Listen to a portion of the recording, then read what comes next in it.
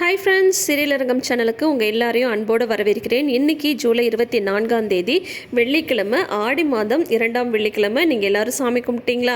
சரி வாங்க, இப்போ அழகே அழகு சீரியலுக்கான ரிவ்யூவை வந்து பார்த்துடலாம். இந்த மாமியார் கொசு தொல்லை தாங்க முடியல அப்படின்னு போட்டிருக்கேன்.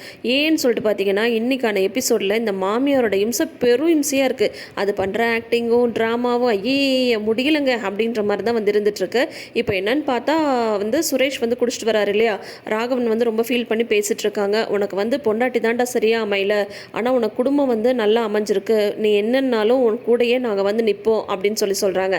அதாவது நீ தப்பே பண்ணாலும் உங்கள் கூட நிற்போன்னு சொல்லிட்டு சொல்லாமல் சொல்கிறாரு. அவங்க அப்பா ஃபீல் பண்ணிட்டு வர போகிறாரு.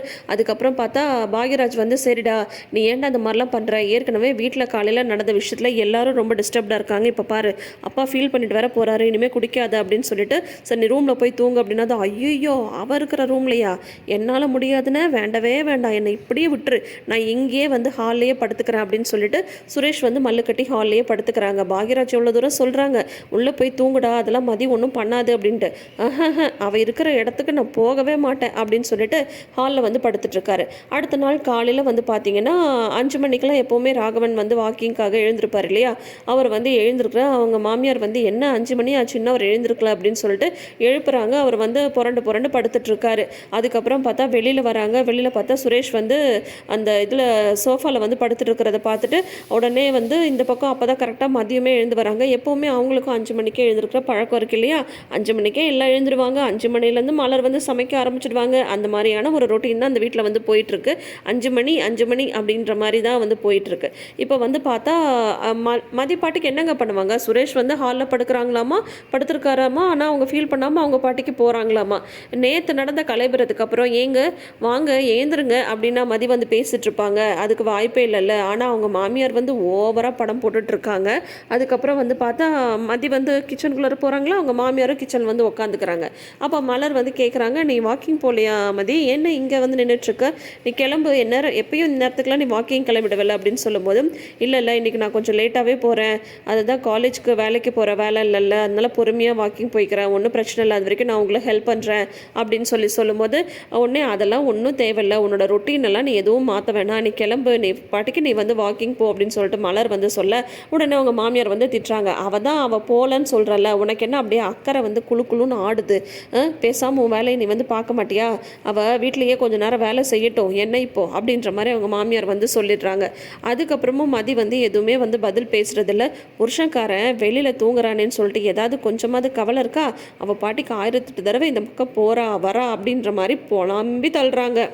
அதுக்கப்புறம் மதி வந்து வேறு ஒரு வேலைக்கு அப்ளை பண்ணணும் அப்படின்னு சொல்லிட்டு மலர்கிட்ட சொல்லிவிட்டு உள்ள ரூமில் போய் ஒர்க் பண்ணிகிட்ருக்காங்க. அந்த நேரம் பார்த்து சுரேஷ் வந்து ரெடி ஆகிட்டுருக்காரு. அவர் பாட்டிக்கு அவர் வந்து ரெடி ஆகுறாரு, இவங்களும் இவங்கள பாட்டிக்கு தான் வேலை பார்த்துட்ருக்காங்க.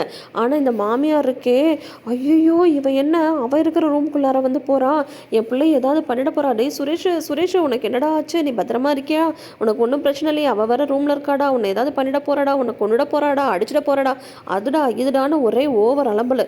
மலருக்கு ஒரே எரிச்சலாக வருது, ஏன் இவங்க இந்த மாதிரிலாம் பண்ணிகிட்ருக்காங்க அப்படின்ட்டு. உடனே சுரேஷ்மே சொல்கிறாங்கம்மா, என் மானத்தை வாங்காத, நான் வந்து நல்லா தான் இருக்கேன் சரியா, நீ போமா, நான் வந்து இதுக்கு ஸ்டேஷன் போகிறதுக்கு ரெடி ஆகிட்டுருக்கேன் அப்படின்ற மாதிரி சுரேஷ் வந்து சொல்கிறாங்க. அவர் வந்து ரெடி ஆகிற அவசரத்தில் ஏதோ ஒரு டப்பா வந்து கீழே விழுந்துடுச்சு.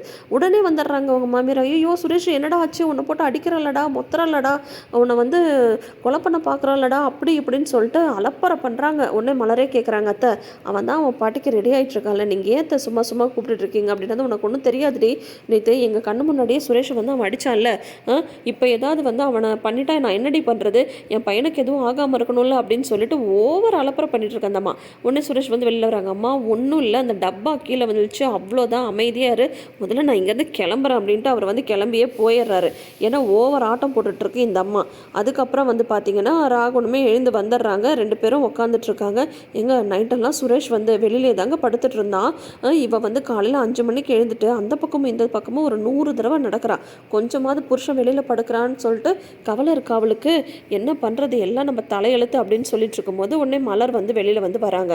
பாக்யராஜ் வேலை கிளம்பியாச்சா, கிளம்பியாச்சு, சுரேஷ் வேலை கிளம்பியாச்சா, கிளம்பியாச்சு, இப்போ நீ என்ன பண்ண போகிறேன்னா என்னத்த கேள்வி, நான் வந்து சமைக்க போகிறேன் மத்தியானத்துக்கு அப்படின்னதும் இல்லை வேணாம், வீடெல்லாம் ஒரே ஒட்டடையாக இருக்குது, இங்கே பாரு கால் வச்சாவே ஒரே மரமரன்னு ஒரே மண்ணாக இருக்குது, வெளியிலலாம் வேறு நிறைய தூசு இருந்தது, எல்லாமே பார்த்தேன், நீ ஒன்று பண்ணு, நீ வந்து வீடெல்லாம் பெருக்கிட்டு மாப் போட்டுரு அப்படின்னு சொல்கிறாங்க. நான் வேணால் வீடெல்லாம் எல்லாம் தட்டி விட்டு பெருக்கிடுறத, ஆனால் இன்றைக்கி வந்து மாப் போட முடியாது, நான் இன்னும் சமையல் வேலையே முடிக்கல, மத்தியானத்துக்கு சமைக்கணும் அப்படின்னு சொன்னதும் நான் சொல்கிறேன்ல மற்ற வேலையெல்லாம் நீ பாருன்னு சொல்லிட்டு அதான் அவருக்கால அவள் வந்து இன்றைக்கி சமைப்பா அப்படின்றாங்க. யார் மதியா அப்படின்னு சொல்லிட்டு கேட்குறாங்க மலர். ஏன் சமைக்க மாட்டலா அப்படின்னு சொல்லும்போது, ஏம்மா நீ எந்த வேலையும் செய்ய மாட்டியோ, மலர் தான் எல்லா வேலையும் செய்யணுமோ அப்படின்னு சொல்லிட்டு சொல்கிறாங்க. அது ஒன்றும் மலர் மேலே இருக்கிற அக்கறைலாம் கிடையாது, மதியை வந்து பழி வாங்குறாங்களாமா. உடனே வந்து அவங்க மாமனார் வந்து சொல்கிறாங்க, அத்தை சொல்கிற வேலை மட்டும் நீ செஞ்சால் போதும் மலர், மீதி வேலையை இன்னொருத்தவங்க செய்வாங்களா மாட்டாங்களா, அதுக்காவது பதில் சொல்ல அப்படின்னதும், நான் என்ன வேலை செய்யணும் சொல்லுங்கள் நான் செய்கிறேன் அப்படின்னதும், அதுவா நீ மத்தியானத்துக்கு எல்லாருக்கும் சமைச்சிடு, மீதி வேலைலாம் வந்து மலர் வந்து பார்த்துப்பா, மலர் நீ வெளி வேலை மட்டும் பாரு, இன்றைக்கி சமையல் வேலை ஃபுல்லாக அவள் பார்க்கட்டும் அப்படின்னு சொல்லிடுறாங்க. சரி நான் பார்க்குறேன் அப்படின்னு சொல்லிட்டு மதியமே வந்து சொல்லிடுறாங்க. அன்றைக்கி ஒரு நாள் அதான் மலரோட பர்த்டே அன்றைக்கி அவங்க கோயிலுக்கு போனப்போ இட்லியும் சாம்பாரும் வச்சுட்டு பெரிய பஞ்சாயத்து ஆகிப்போச்சு, நாங்கள் சாப்பிடவே மாட்டோம் அப்படின்ட்டு அவ்வளோ ரகலை பண்ணிட்டு இருந்தாங்கல்ல, அது வந்து மலருக்கு வந்து ஞாபகம் வந்துடுது. உடனே வந்து பார்த்தா இவங்க 3 பேர் ஒரு குரூப் வச்சுட்ருக்காங்கல்ல, ரேவதி மதி மலர் 3 பேரும், அதில் வந்து வாய்ஸ் மெசேஜ் போடுறாங்க. மலர் இன்றைக்கி வந்து சமையல் ஃபுல்லாக வந்து மதியம் பண்ண சொல்லிட்டாங்க உங்கள் அம்மா, மீதி வேலையில் என்னை வந்து பார்க்க சொல்லிட்டாங்க அப்படின்னு சொல்லிட்டு சொல்கிறாங்க. உடனே ரேவதி வந்து சொல்கிறாங்க, யார் மதி சமைச்சு இவங்கெல்லாம் அப்படியே சாப்பிட்டுடுவாங்களா, நிஜமாவும் இதெல்லாம் நம்ம வீட்டில் நடக்கவா போகுது அப்படிங்கும்போது, மதி நீ இன்னைக்கு என்ன சமைக்கலான்னு பிளான் பண்ணியிருக்க அப்படின்னு சொல்லிட்டு கேட்குறாங்க ரேவதி. உடனே அதுக்கு மலர் வந்து சொல்கிறாங்க, நான் சொல்லவா, நான் கரெக்டாக சொல்கிறேன், அன்றைக்கே வந்து இட்லியும் சாம்பாரும் வச்சுட்டு அவ்வளோதான் அப்படின்னா, அதே மாதிரி இன்றைக்கி வந்து பார்த்தா எனக்கு தெரிஞ்சு வந்து தயிர் இருக்குது ஃப்ரிட்ஜில், ஸோ தயிர் சாதம் செஞ்சுட்டு வேறு ஏதாவது வந்து பொரியல் அந்த மாதிரி ஏதாவது பண்ணுவா அப்படின்னு சொல்லிட்டு சொல்கிறாங்க. உடனே வந்து மதியமே என்ன சொல்கிறாங்க, ஆமாம் தயிர் வந்து ப்ரோபயோட்டிக், அதனால் வந்து தயிர் சாதம் வந்து செஞ்சுட்டு ப்ரோட்டீனுக்கு வந்து பார்த்தா காய்கறியெல்லாம் கட் பண்ணி சாலட் வந்து செஞ்சுடுவேன், கார்ப்ஸ்க்கு வந்து பார்த்தா அரிசி வந்து வடித்து வச்சுருவேன், சாதம் அவ்வளோதான், இது மேலே ஒரு ஃபுல் மீல்ஸ் வேறு என்ன வேணும் அப்படின்றாங்க. என்னது தயிர் சாதமா அப்படின்னதும், ஆமாம் இன்றைக்கி அதை தான் நான் செய்ய போகிறேன் அப்படின்றது, நீ ஒன்றும் விளையாடலையே மதி அப்படின்னு கேட்குறாங்க ரேவதி. இல்லை நான் ஒன்றும் விளையாடல, நிஜமாவே நான் வந்து இன்றைக்கி அதை தான் செய்ய போகிறேன், எனக்கு என்ன செய்ய முடியுமோ அதுதானே வந்து செய்ய முடியும், அது மட்டும் இல்லாமல் இதுவே நல்ல சத்தான ஆகாரம் தான், உடம்புக்கும் ரொம்ப நல்லது அப்படின்றாங்க மதி. நீ சொல்கிற இந்த சாப்பாட்டை மட்டும் இன்றைக்கி எங்கள் அப்பா அம்மா சாப்பிட்டுட்டாங்க, அப்படியே உலகமே ரெண்டாக பொழந்துடும் அப்படின்ற மாதிரி ரேவதி சொல்லிட்டு இருக்கும்போது கரெக்டாக வந்து பார்த்தா பின்னாடி வந்து தங்கராஜ் வராங்க. யாருக்கிட்ட எப்போ பார்த்தா ஆலிவ் ஏதாவது ஃபோன் பேசிகிட்டு இருக்கா அப்படின்ற மாதிரி யோசிக்கிறாங்க. வாய்ஸ் மெசேஜ் தான் அனுப்புகிறாங்க, இருந்தாலும் அவங்க அனுப்புகிற மெசேஜ் எல்லாம் அவங்க காதுகிட்ட வச்சு கேட்பாங்க இல்லையா, அதை பார்த்துட்டு தங்கராஜ் வந்து சொல்கிறாங்க, அவர் ஏதோ பத்திரிக்கை ஏதோ திட சொல்லியிருந்தார் போல், ரேவதி அப்படின்னு சொல்லிட்டு கூப்பிட்றாங்க. இவங்களுமே ஐயோ அவர் வந்துட்டார் அப்படின்னு சொல்லிட்டு உடனே வந்து ஃபோனை வந்து இது பண்ணிடுறாங்க.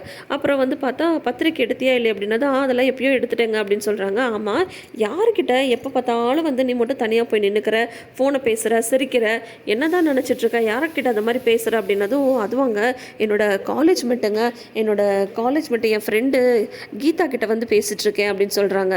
அப்படியா, அதுக்காக வந்து இவ்வளோ நேரமாக பேசுவேன் அப்படின்னது ரொம்ப நாள் ஆச்சுங்க, இப்போ தாங்க வந்து அவள் பேசவே ஆரம்பிக்கிறா அப்படின்றாங்க. அதுக்காக 24 மணி நேரமும் ஃபோன் பேசிகிட்ருக்காத, வீட்டில் வேலைலாம் அப்படியே இருக்குது அதை பாரு அப்படின்ற மாதிரி வந்து தங்கராஜ் வந்து சொல்கிறாங்க. இருந்தாலும் தங்கராஜுக்கு வந்து ஒரு டவுட் இருக்குது, நிஜமாவே ரேவதி வந்து ஃப்ரெண்டு கிட்ட தான் பேசுகிறாளா அப்படின்ற மாதிரி ஒரு டவுட் வந்து இருக்கு. இவங்க 3 பேருக்கு ஒரு வாட்ஸ்அப் குரூப் இருக்குன்னு தெரிஞ்சா சும்மா விடுவாரா, கண்டிப்பாக அதுக்கும் ஏதாவது ஒரு பிரச்சனை வந்து பண்ணுவார். அதெல்லாம் இருக்கட்டும், இப்போ இன்னைக்கு இந்த எபிசோடு இதோட முடிச்சுட்டாங்க.